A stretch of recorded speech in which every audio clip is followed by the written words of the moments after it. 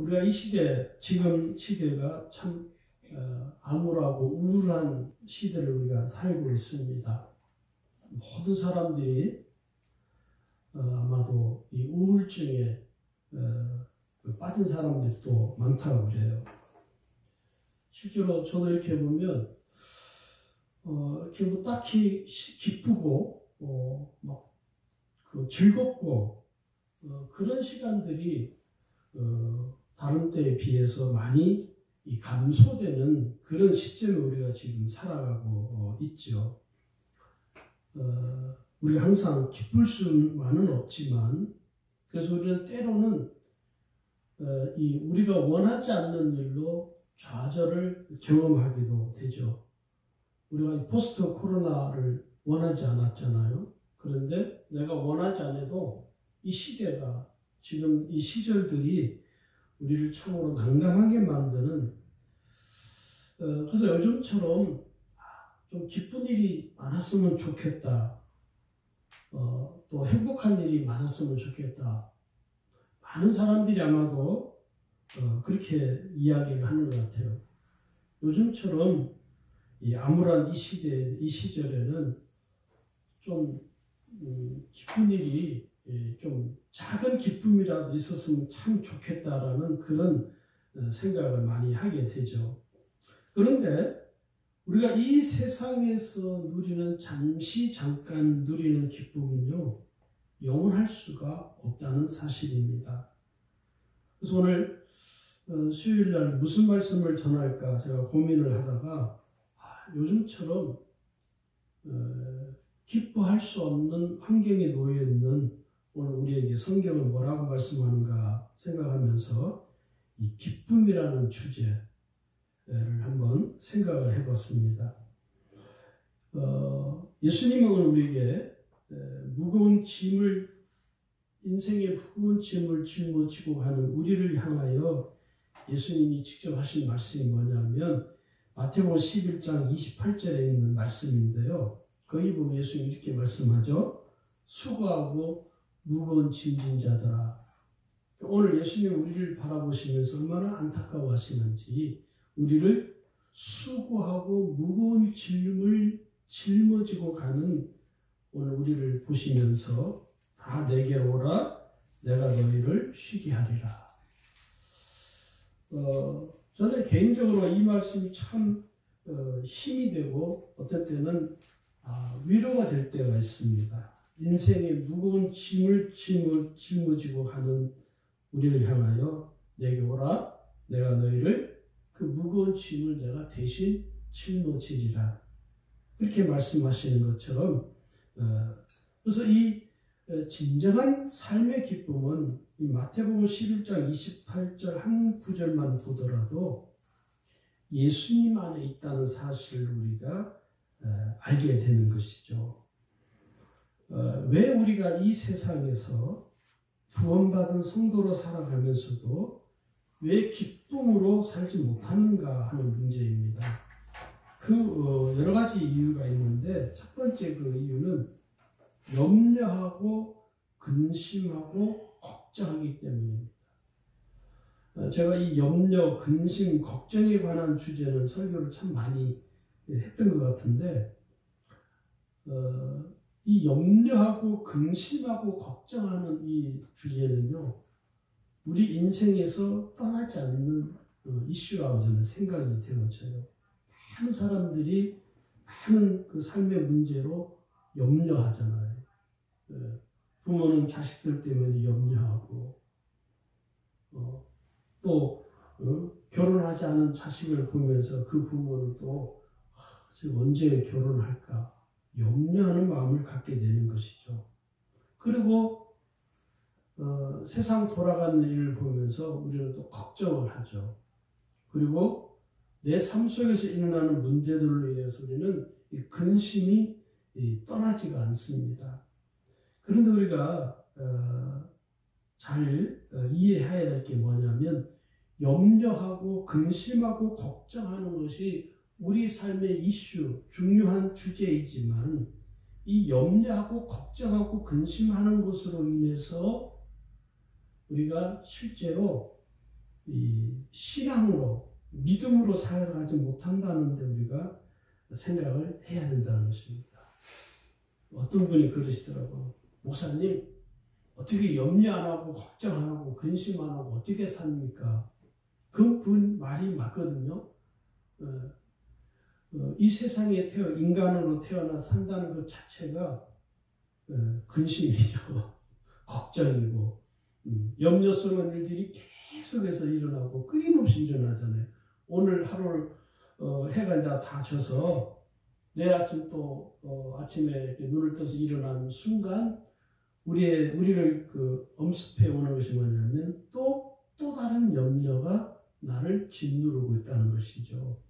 그런데 우리가 간과할 수 없는 사실 하나가 뭐냐면 염려하고 걱정하고 근심하고 사는 것은 하나님을 신뢰하지 않는 불신앙에서 시작되는 이 결과물이라는 것이죠.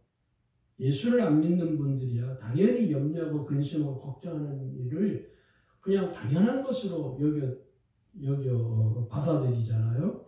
그런데 우리가 하나님을 믿는 우리 입장에서 볼 때는 하나님 입장에서 하나님께서 보실 때에는 우리가 염려하고 걱정하고 근심하고 사는 것을 하나님은 결코 좋아하시지 않습니다. 왜 그러냐면 그것은 하나님을 믿지 못하는 내 삶의 이 결과로 나타나기 때문에 그래서 이 염려하고 걱정하고 근심하는 것을 가리켜 우리가 알아야 될 것은 불신앙이라는 것이죠. 염려하는 것, 하나님 못 믿으니까 내가 계속 염려가 나오는 것이고 내가 하나님을 신뢰하지 못하기 때문에 계속 같은 문제로 걱정하는 것이죠. 그것을 우리는 불신앙적인 결과라는 사실을 우리가 꼭 마음에 새겨야 된다 하는 것입니다. 요한복음 14장 1절에 보면요. 주님이 이렇게 말씀하십니다. 너희는 마음에 근심하지 말라. 그 뒤에 이어서 하시는 말씀은 뭐냐면 하나님을 믿으니 또 나를 믿어라. 근심하지 말라. 그것은 믿음이 아니다. 그러므로 하나님을 믿어라. 나를 믿어라. 이렇게 우리에게 지금 말씀하죠. 요한복음 14장 27절에 가서도요. 근심하지 말 것을 말합니다. 여기 보면 평안을 너에게 끼치노니 곧 나의 평안을 너에게 주노라. 내가 너에게 주는 것은 세상이 주는 것 같지 아니하리라. 너희는 마음에 근심하지도 말고 두려워하지도 말라. 근심하지 말 것을 우리에게 계속 강조하고 있는 이유가 있는 것이죠. 그러니까 왜 근심하느냐면 내 마음속에 평안함이 없으면 불안하거든요. 불안하기 때문에 마음이 불안하면요. 자꾸 근심이 끝나지 않습니다. 그래서 내 마음속에 근심이 계속 일어나는 이유는 내 심령 속에 예수님이 주시는 하나님이 주시는 평안함이 없기 때문에 내 마음이 불안해서 근심이 계속 떠나지를 않는 것입니다. 그래서 오늘 우리로 하여금 기쁨으로 살지 못하게 하는 첫 번째 이유는 염려하고 근심하고 걱정하기 때문에 그렇다는 것이죠. 두 번째는 기쁨으로 살지 못하는 두 번째 이유는요. 의심입니다. 의심. 계속 의심하는 것이죠. 의심이 뭡니까? 불신하는 것이거든요. 누군가를 내가 불신하면 의심이 생겨요. 정치인들 잘 보면 재미있어요. 그 야당, 여당 이 사람들을 보면 서로 뭐하죠? 불신하는 것이죠. 그래서 상대방이 좋은 어떤 정책을 내놔도요. 그게 좋은 정책인 줄 알아요. 자기들도. 반대당에 있는 야당이 어떤 정책 좋은 걸 내면 여당이 압니다. 참 좋은 정책이다. 근데 이게 스물스물 뭐가 올라와요. 뭐가요? 불신이 올라와요. 저거 혹시 무슨 의도지? 저 무슨 의도로 저런 정책을 내는 거지? 불신을 하게 되니까 뭐가 됩니까? 의심하게 되는 것이죠. 여당도 마찬가지입니다. 야당이 좋은 정책을 내놓으면요. 좋아해요. 속으로는. 그런데 저거 괜찮은 정책인데 그러면서 뭐가 한쪽에서 올라오냐면 불신이 스물스물 올라와요. 왜요? 의심하기 때문에. 저 무슨 의도인지 이렇게 되는 것이죠. 그러니까 사람들, 그 정치인들만 그런 것이 아니라 우리도 그렇거든요. 이렇게 사람들과 관계를 잘 해보면요, 어떤 사람이 어떤 좋은 아이디어를 이렇게 내잖아요. 직장 안에서 좋은 아이디어를 내면 그것을 인정하고, 아, 참 굿 아이디어다 이렇게 하면 되는데, 직장 안에서도 뭐가 있냐면 상대방이 어떤 좋은 아이디어를 내면, 아, 그거 참 좋은 아이디어다 자기도 알아요. 그런데 한쪽 구석대에서 뭐가 스물스물 올라오냐면 불신이 올라와요. 서로 신뢰하는 관계가 아니기 때문에 불신이 쫙 올라와서 의심을 하게 되는 것이죠. 저 무슨 의도이지? 그러니까 그 상대방이 아무리 좋은 그 생각이나 아이디어를 내도 불신하는 마음을 갖고 있으면요, 색다른 이 색안경을 끼고 보게 되는 것입니다. 왜요? 의심하는 마음이 생기기 때문에. 의심하는 마음이 결국 그렇게 만들어 보는 것이죠. 그러니까 모든 일에 의심부터 하는 것은요, 온전한 믿음이라고 말할 수가 없다는 것입니다. 그런데 성경에도요, 일단 의심부터 하는 사람이 있었잖아요. 예를 들어서 여러분 보세요. 성경이 하나님의 말씀이다 라는 이 사실을 의심하는 것은 뭡니까? 하나님을 믿지 못하는 불신앙적인 반응에서 나타나는 결과이죠. 오늘 세상 사람들이요, 예수를 안 믿는 분들이 교회라면 무조건 욕을 하는 사람들이 있어요. 그리스도인이라면 무조건 알레르기 반응을 일으켜서 교회가 무슨 말을 하든지 무조건 비난하고 비판하는 사람들이 있어요. 왜 그런지 아십니까? 근본적으로 교회에 대한 올바르지 못한 이 태도가 있어서 그런 거예요. 네. 그래서 그런 말, 우리나라 말 중에 그런 말이 있잖아요. 주는 것이 미운 사람, 밉다고. 왜 그러냐면요, 그냥 싫은 거예요. 이유가 없어요. 네. 주는 것이 미운 사람들이 있거든요. 그렇게 말하는, 그 말 속에는 뭐냐면, 주는 것이 아니라 괜히 싫어. 이 말은 그 사람을 근본적으로 싫어하는 적대적인 마음이 내 속에서 있기 때문에 그 사람이 무슨 짓을 하든지 다 의심의 눈초리로 쳐다보는 거죠. 이게 이제 세상을 바라보는 삐뚤어진 이 마음이 그 결과로서 나타나는 것입니다. 대단히 불행한 일이죠. 본인에게도 그렇고.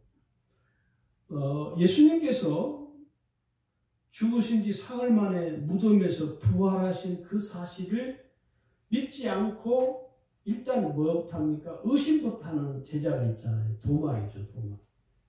도마는 그래서 어떤 분이 그렇게 설교하는 걸 제가 봤어요. 도마를 합리적 신앙을 가진 사람이라고 성경을 왜곡하는 분의 설교를 제가 들은 적이 있어요. 제가 그걸 들으면서 고개를 좀 갸우뚱했습니다. 아니, 저분은 어떻게 성경을 저렇게 해석을 할까? 그걸 자의적 해석이라고 그러는데요. 성경을 임의대로 해석을 해버리면 그런 큰 오류를 범하게 되죠. 여러분, 도마는요, 합리적 신앙이 아닙니다. 네, 합리적 신앙이 아니고 비합리적인 신앙이에요. 왜냐하면 예수님이 부활했던 사실을 의심부터 하기 시작했거든. 그리고 자기 손으로 만지고 자기 눈으로 확인하지 않고서는 믿을 수 없다. 그건 믿음이 아닙니다. 믿음이라는 것은, 성경적인 믿음이라는 것은 내가 육신의 눈으로 볼 수 없지만, 알 수 없지만 믿는 것이죠. 거짓을 믿는 것이 아니라 하나님이 계신 그 사실, 내 육신의 눈으로 확인하지 않고 내 육신으로 내가 만져보지는 않았지만 하나님이 계시다는 그 사실을 의심 없이 나는 믿습니다. 이게 진짜 믿음이죠. 그런데 도마의 믿음은요, 믿음이 아닙니다. 합리적 신앙이 아니에요. 잘못된 신앙이죠. 그래서 예수님은요, 도마에게 이렇게 말씀을 하세요. 너는 나를 본고로 믿느냐? 보지 못하고 믿는 자들은 복되도다. 예, 도마의 그 믿음에 대해서 예수님은 꾸중을 하시는 것입니다. 예, 온전한 믿음이 아니라는 것을 우리가 꼭 알아야 된다는 것이죠. 세 번째는요, 은혜 받은 대로 살지 않기 때문에 그렇습니다. 우리가 신앙생활을 항상 신앙생활에 대해서 이야기할 때 이 신앙생활이란 뭐냐면 살아계신 하나님의 은혜를 경험하여서 경험되어진 그 은혜를 따라 은혜 받은 대로 살아가는 삶을 우리는 신앙생활이라고 말하는 것입니다. 그래서 우리가 온전한 신앙생활을 하려면 은혜 받은 대로 살아야 된다는 것이죠. 그럴 때 우리가 실제로 은혜 받은 대로 우리의 삶을 살지 못합니다. 예를 들어서 이런 것이죠. 주님이 우리에게 용서하라, 사랑하라. 내가 주님으로부터 받은 용서가 있음에도 불구하고 나는 다른 사람을 용서하지 못하는 것이죠. 그 은혜 받은 대로 사는 삶이 아니라는 것입니다. 내가 하나님으로부터 받은 사랑이 너무 크고 위대한데 내가 이웃을 사랑하지 못하죠. 그 은혜 받은 대로 사는 삶이 아니라는 것입니다. 네. 그러니까 오늘 우리가 은혜 받은 대로 살지 못하기 때문에 오늘 우리 속에서 뭐가 나타나지 않냐면 기쁨의 삶이 이어지지를 못하는 것이죠. 여러분, 은혜 받은 대로 살면 기쁨이 내게서 솟아납니다. 그러니까 우리가 어떤 좋은 일들이 있어서 기쁜 건요, 오래가지 못합니다. 네. 그러나 예수 그리스도 안에서 예수님이 주신 그 기쁨은요, 오래가죠. 많은 시간이 가도 그 기쁨이 지워지지가 않는 것이죠. 그래서 이 세상에서 누리는 기쁨을 우리는 뭐라고 하냐면 잠깐 누리는 기쁨이라고 말하는 것입니다. 남자들은 그 명품 아주 고급 자가용에 대한 그런 로망이라고 그러나요? 고급 자가용을 타고 싶어 하죠. 어떤 분이 내가 저 고급 자가용이다 했더니 나보고 목사님도 고급 자가용 타고 싶으십니까? 그거 내가 그랬죠. 목사는 사람 아니요? 목사는 그냥 똥차만 타고 다녀야 돼요? 그랬더니 그게 아니라 말을 그렇게 하냐고. 목사 나도 있으면 고급 자가용을 타고 싶지. 그 여력이 안 되니까 안 타는 것이지 그러냐고. 고급 자가용 안 타고 싶은 사람 어디 있냐고. 다 타고 싶지. 남자만 그렇습니까? 여자분들도 다 고급 자가용 타고 누가 똥차 타고 싶은 사람 어디 있겠냐고. 아무 소리 안 하시더라고요. 근데 여러분, 만약에 고급 자가용 한 1억, 한 3천, 한 1억 5천, 어느 연예인 개그맨이 할부로 외국 자가용, 고급 자가용 뺐는데 그게 할부금이 2억 3천이래요. 20년을 넣는데요. 개그맨이 뭐냐면, 그래도 성공한 인생이면 그래도 이 정도는 다 줘야지. 그래서 속으로서, 20년 동안 할부 넣는다고 참, 죽고 난 다음에도 할부 넣겠다. 그런 생각이 들었어요. 누구나 그걸 보면은 다 자가용 타고 싶죠. 근데 여러분, 고급 자가용을 탄다 하더라도 그 기쁨이 영원할까요? 그렇지 않습니다. 예. 아파트, 고급 아파트 살아도 그 기쁨이 영원히 가는 게 아닙니다. 길어야 한 달. 제가 어렸을 때, 그때는 1980년대니까요. 전라북도 익산에 이리역 폭발 사고 아시는 분이 아시는지 모르겠지만, 이리역 폭발 사고가 나고 한 2년 뒤인가요? 복구가 돼서 저희 동네 사는 그 주변 전체가 아파트로 다 개발이 됐습니다. 왜냐하면 집들이 다 없어져 버렸으니까 집이 다 무너지면서 그 터를 다 밀어버리고 거기에 아마 그 시에서 제일 큰 아파트 단지가 형성이 됐어요. 지금도 그 시에서 아파트 단지가 제일 커요. 그때는 내가 대한주택공사에서 주공에서 아파트를 지었는데 13평짜리인데 그때는 13평이 다 들어가거든요. 연탄 보일러 이렇게 했는데 저희 집이 5층이었는데 지금도 저는 그 동수하고 그 아파트 저희 집 호수를 잊어버리질 않아요. 몇 동이냐면 19동 504호. 제일 꼭대기 층이죠. 5층이었으니까. 처음으로 제 방이 생겼거든요. 너무 기쁜 거예요. 잠을 이룰 수가 없어. 어린 나이에. 제가 중학교 1학년 때였는데. 너무너무 기쁜 거예요. 근데 그 기쁨이요. 딱 한 달 가더라고요. 한 달 지나니까 뭐 기쁘고 즐겁고 그런 것도 없어요. 쉬는 거예요. 왜냐면 5층까지 오르락내리락. 그때는 엘리베이터가 없던 시절이니까 5층까지 걸어서 오르락내리락 너무 힘든 거예요. 때로는 어떤 때는 저희 친구는 집이 몇 층이냐면 2층이었어요.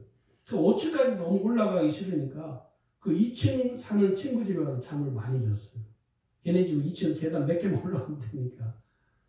그래서 이 기쁨이라는 건요, 세상에서 누리는 기쁨은 잠시 잠깐이더라고요. 그런데 여러분, 이 은혜를 받으면요, 하나님으로부터 은혜를 받으면 그 은혜가 잠시 잠깐이 아니더라고요. 여러분 한번 생각해 보세요. 우리가 지금 구원받은 은혜가 있잖아요. 만약에 여러분, 우리가 구원받은 이 은혜가 잠시 잠깐이라면요, 우리는 이미 신앙에서 이미 떨어져 나갔습니다. 멀어져 갔습니다. 우리가 지금까지 힘들고 어렵고 중에서도 고난이 있음에도 불구하고 시련이 있음에도 불구하고 이 구원받은 은혜에서 떨어져 나가지 않는 이유가 뭐냐? 그 구원받은 은혜의 기쁨이 영원하기 때문에 그런 거예요. 할렐루야. 네. 세상 사람들이 얼마나 우리 교회를 욕합니까? 그래도 우리는요, 교회를, 신앙을 버릴 수가 없는 거예요. 제가 지난주에도 말씀드렸지만, 세상 사람들이 아무리 막 나가는 그리스도인들을 향하여 손가락질하고 욕해도 저는 욕할 수 없어요. 왜? 그분에게는요, 그 구원의 은혜의 기쁨이 있기 때문에 우리가 함부로 비난할 수가 없다는 것이죠. 그래서 여러분, 오늘 하나님 우리에게 주신 이 은혜 받은 삶은요, 우리를 은혜 받은 대로 살아가도록 우리를 이끌어가게 만드는 것입니다. 그래서 이 은혜가 다시 회복이 되어지면요, 우리는 또다시 기쁨을 회복하게 되는 것입니다. 자, 그 다음에 네 번째, 기쁨의 삶을 우리가 살지 못하는 네 번째 마지막은 경건한 삶을 살지 못하기 때문입니다. 우리가 구원받고 난 이후의 삶은요, 한마디로, 한 단어로 말한다면 경건함이라고 저는 말하고 싶습니다. 구원받은 성도의 이후의 삶은 경건한 삶을 사는 것입니다. 그래서 그러면 경건한 삶이란 뭐냐? 딱 두 가지로 요약을 하고 있어요. 그 말씀이 이제 디모데전서 4장 5절에 있는데요. 하나님의 말씀과 기도로 거룩하여지니라. 경건이 뭡니까? 거룩함이거든요. 그러니까 우리가 경건한 삶을 우리가 유지하고 경건한 삶을 살아가도록 우리를 이끌어주는 게 뭐냐면 말씀과 기도입니다. 그래서 신앙은요, 우리 신앙생활의 두 축은 저는 말씀과 기도라고 말하고 싶어요. 말씀과 기도가 같이 맞물려서 같이 굴러가는 것이죠. 어느 하나라도 빠져버리면요, 이게 굴러가지를 않습니다. 그러니까 오늘 우리가 말씀과 기도에 게을리하면 나 자신도 인지하지 못하는 사이에 금세 틈이 생겨서 심각한 영적 상태에 이르게 된다는 것입니다. 그래서 우리로 하여금 경건한 삶을 살지 못함으로 인해서 기쁨이 내게서 사라져버리는 것이죠. 소멸되는 건 아닙니다. 기쁨이 축소가 돼버리는 것이죠. 그래서 기쁨을 잃어버린 것처럼 느껴지는 거예요. 그러다가 은혜를 회복하면 어떻게 됩니까? 그 사라졌다고 생각한 그 기쁨이 다시 소생이 되는 거예요. 소멸된 것은 아닙니다. 그래서 경건한 삶과 신앙은요, 말씀을 부지런히 읽고 묵상하는 것이고 쉬지 않고 기도하는 것입니다. 마태복음 4장 4절에도 말씀하죠. 사람이 사는 영적 그 근원을 뭐라고 하냐면 하나님의 말씀이라고 마태복음 4장 4절에 예수님이 말씀을 하고 계시죠. 자, 그 다음에 이제 두 번째, 그러면 예수 안에서 누리는 기쁨은 뭘까라는 생각을 우리 한번 해보아야 되겠습니다. 예수님이 주시는 기쁨, 예수 안에서 누리는 기쁨, 그 첫 번째는요, 하나님의 자녀로서의 기쁨이 있습니다. 구원받은 성도에게는 내가 하나님의 자녀로서 사는 기쁨이 있습니다. 내가 하나님을 아버지라고 부르는 건 얼마나 기쁘고 영광스러운 것입니까? 나는 하나님을 아버지라고 부른다. 또 하나님이 나의 아버지가 되십니다. 그래서 누가복음 11장에는 여러분 뭐라고 이렇게 말씀하냐 이렇게 말합니다. 너희 중에 아버지 된 자로서 누가 아들이 생선을 달라 하는데 생선 대신에 뱀을 주며 알을 달라 하는데 전갈을 주겠느냐. 아버지가 아들이 생선을 달라고 하는데 어떤 아버지가 그 아들에게 생선 대신에 뱀을 주고 하겠느냐 하는 것이죠. 그러면서 13절에 누가복음 11장 13절에 가면요. 너희가 악할지라도 좋은 것을 자식에게 줄 알거든. 이렇게 기록을 합니다. 또 누가복음 12장에 가면요. 참새의 비유를 해요. 거기 보시면요. 6절에 보시면 참새 5마리가 2 아사리온에 팔리는 것이 아니냐. 그러나 하나님 앞에는 그 하나도 잊어버리시는 바 되지 아니하시는도다. 7절에는요. 너희에게는 심지어 머리털까지도 다 세신 바 되었나니 두려워하지 말라. 너희는 많은 참새보다 더 귀합니다. 예. 이게 하나님 아버지께서 자녀인 우리를 돌보시고 우리를 보호하시고 우리에게 은혜를 주시는 기쁨이 있다는 것이죠. 그러니까 오늘 우리는요. 내가 하나님의 자녀로서 사는 기쁨이 있다는 것을 꼭 기억을 하셔야 됩니다. 그 다음에 두 번째 기쁨이 뭐냐면 기도 응답의 기쁨이 있습니다. 여러분 기도 응답의 기쁨은요. 내가 하나님의 은혜를 누리는 축복 중에 큰 축복입니다. 이 기도 응답의 기쁨은요. 구원받은 성도로서 온전한 신앙생활을 이어가게 만드는 능력이 되기도 합니다. 그래서 이 기도의 기쁨을 아는 사람은요. 기도하는 것을 포기하지 않는 것이죠. 그리고 기도하는 것을 잃어버리지 않죠. 왜? 기도하면 하나님이 응답해 주시는 그 기쁨을 맛을 알기 때문에 기도하는 것을 포기하지 않는 것이죠. 옛날에 우리 신앙 1세대이죠. 신앙 1세대 되시는 어르신들은 가장 먼저 했던 게 뭐냐면 이 기도이죠. 여러분 이 나라 이 민족이 대한민국이 지금까지 이 정도 된 건요. 우리가 신앙의 눈으로 볼 때 그 신앙의 1세대이었던 그 조상들의 믿음의 조상들의 기도 때문이라고 저는 믿습니다. 네. 기도 때문이에요. 기도.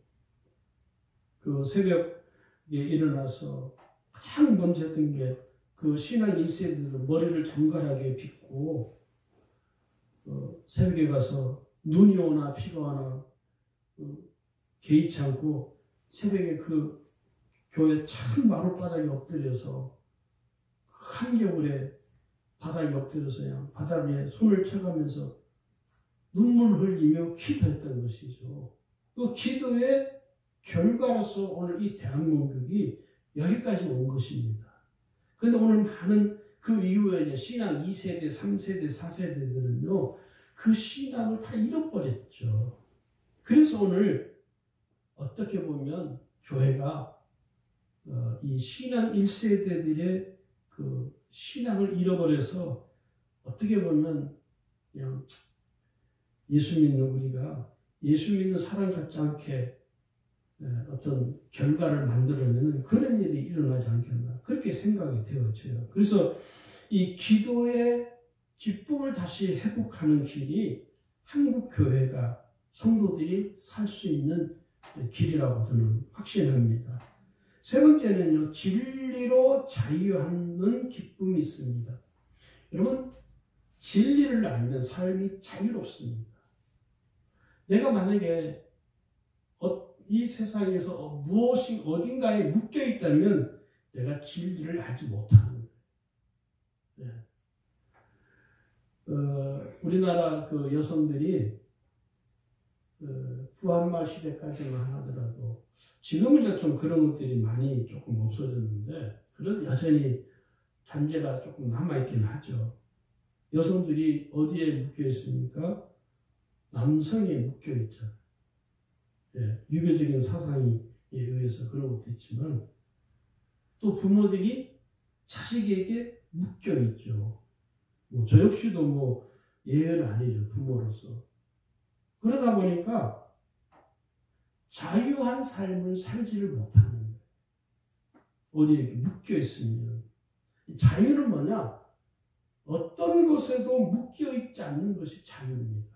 그런데 내가 나 자유할 거야. 나한테 자유를 줘. 그래서 자유가 얻어지는 것이 아니라 정말 진리를 알게 되고 깨닫게 되면 진리가 나를 자유롭게 해줍니다. 내가 자유할 거야. 투쟁적으로 막 전사적으로 내가 자유로운 사람이 돼야지 해서 자유로워지는 것이 아니라 진리를 내가 알게 되면 그 진리가 나를 자유롭게 만들어줘요. 그래서 내 삶이 진리로 자유한 삶을 살게 되죠. 그래서 이 진리로 자유하게 되면요, 세상이 두렵지 않습니다. 많은 청년들이 세상이 두려운 것은 자유가 없어서요. 오늘 내 속에 자유가 없으면 두렵습니다. 세상이 그렇게 두려울 수가 없어요. 그러나 진리를 알게 되고 진리를 깨닫게 되면 그 진리가 나를 자유롭게 주심으로 말미암아 내가 이 세상 어떤 것에도 묶여있지 않기 때문에 내 삶이 자유로운 삶이 되는 것이죠. 그래서 세상을 향한 내가 담대하게 되고 세상을 향한 내가 소리를 낼 수 있는 것이죠. 어느 누구도 감히 나를 그 자유에서 박탈할 수 없습니다. 왜냐? 로마서 8장 35절에 말씀하죠. 누가 우리를 그리스도의 사랑에서 끊으리요? 환난이나 곤고나 박해나 기근이나 적신이나 위험이나 칼이랴. 우리를 그리스도의 사랑에서 끊을 수 있는 것은 이 세상에 없다는 겁니다. 할렐루야. 마지막으로 세 번째는요, 예수 안에서 누리는 기쁨이 충만한 풍성한 신앙생활을 하면 어떻게 되느냐? 크게 좀 세 가지를 말씀을 드리고 싶습니다. 첫 번째는요, 십자가의 은혜를 항상 되새기는 것입니다. 내가 항상 십자가의 은혜를 기억하는 것이죠. 여러분, 이 십자가의 은혜는요, 우리에게서 사라지지 않습니다. 오늘 우리에게 뭐가 있어야 되냐면 십자가의 은혜의 흔적이 우리에게 있습니다. 내가 비록 예수 믿는 사람들께 살아가지 못한다 할지라도 예수 그리스도의 십자가의 은혜가 내게 묻어져 있습니다. 그래서 제가 지난주에도 말씀드린 것처럼 예수 믿는 사람들을 함부로 비난해서는 안 된다는 거예요. 그분이 나하고 생각이 조금 다르다고, 나하고 노선이 다르다고, 나하고 입장이 다르다고 비난하고 정죄할 수 없습니다. 왜요? 그 사람에게는 십자가의 은혜가 있기 때문에 그런 거예요. 그래서 이 십자가의 은혜는요, 영원한 기쁨을 누리게 만듭니다. 예수님께서 여러분, 내게 영원한 기쁨을 주시기 위해서 예수님이 십자가에서 친히 굴욕과 조롱과 멸시와 굴욕을 당하면서 십자가에 죽으신 이유가 뭐냐? 내게 영원한 기쁨을 선물해 주기 위해서. 그래서 예수님께서 십자가에 죽으셨잖아요. 그래서 우리는요, 예수님이 십자가에서 죽으신 그 십자가의 은혜를 항상 우리의 마음에 새기며 살아야 됩니다. 그래서 오늘 이 히브리 12장 2절 본문에도 믿음의 주여 또 온전하게 예수를 바라보자. 그는 그 앞에 있는 기쁨을 위하여 십자가를 참으사 부끄러움을 개의치 아니하시더니 기록되어 있습니다. 예수님은 십자가에 죽으시는 것을 부끄럽게 여기지 않았다는 거예요.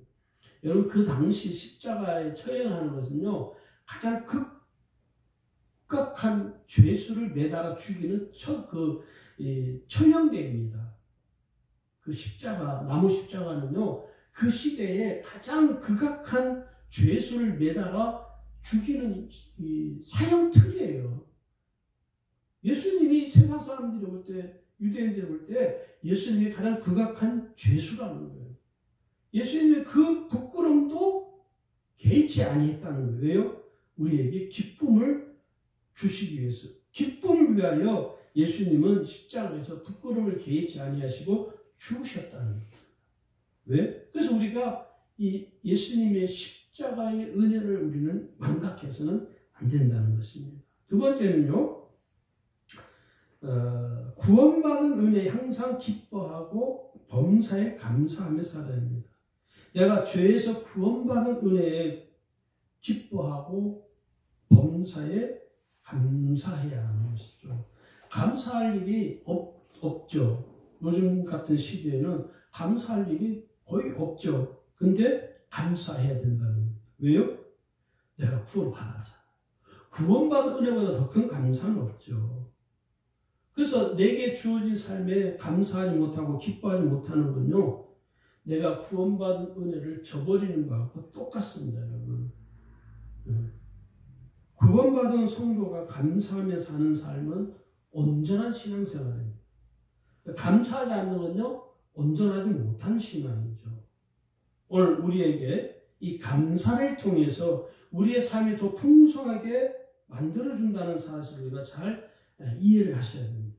그래서 예수님 뭐라 데살로니가서 5장 18절에 이렇게 권고하죠. 범사에 감사하라. 왜요? 이것이 그리스도 예수 안에서 너희를 향하신 하나님의 뜻이니라. 자, 마지막으로 세 번째는요, 기쁨을 나누는 것입니다. 예수 안에서 누리는 기쁨이 풍성해지면 해질수록 이 기쁨을 알지 못하는 사람에게 기쁨을 나누는 거예요. 그런 경우 사람들이 일반적으로 세상에서는 그렇죠. 사람들이 누가 어떤 자기의 좋은 일, 기쁜 일이 있어서 그 기쁜 일을 다른 사람에게 이야기하면 사람들은 두 가지 시선으로 그걸 보잖아요. 하나는 거의 대부분 사람들 어떻게 봅니까? 아유, 자랑하고 있네. 또 지 자랑하네. 아유, 또 자식 자랑하네. 이렇게 시선으로 보잖아요. 대부분 사람들은. 그런데 소수의 사람들은 뭐죠? 축하한다. 너무 잘 됐다. 너무 좋아. 아유, 당신 아들이 잘 돼서 얼마나 기쁜지 몰라. 소수죠, 소수. 대부분은 어떤 시선으로 바라봅니까? 아유, 또 지 자랑하고 있네. 그게 뭐야? 마음이 삐뚤어진 거예요.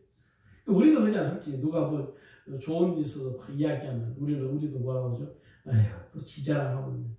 그건 우리 마음이 시선이 세상을 바라보는 나의 시선이 삐뚤어진 결과인 거예요. 그래서 누가 기쁜 일 있고 하면 어떻게 해요? 축하한다.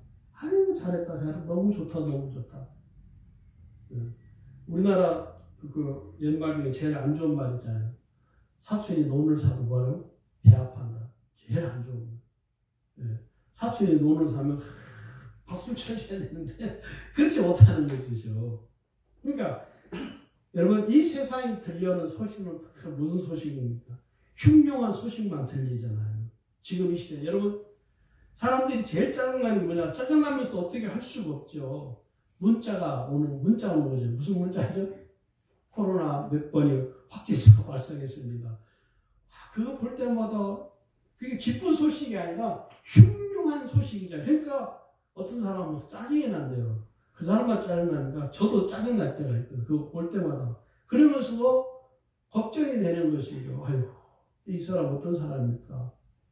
내가 알지 못하는 전혀 나하고는 일면식도 없는 사람이지만 이 가족들은 얼마나 안타까울까. 그러니까 우리가 들려오는 소식들은 다 좋은 소식, 희망을 주는 소식, 기쁨을 주는 소식이 아니라 다 흉흉한 소식들이죠. 그러니까 지금 이런 시대에 참 우리 예수 믿는 사람들이 기쁜 소식을 세상에 전하는 것이죠. 뭐 10월 3일인가요? 개천절이?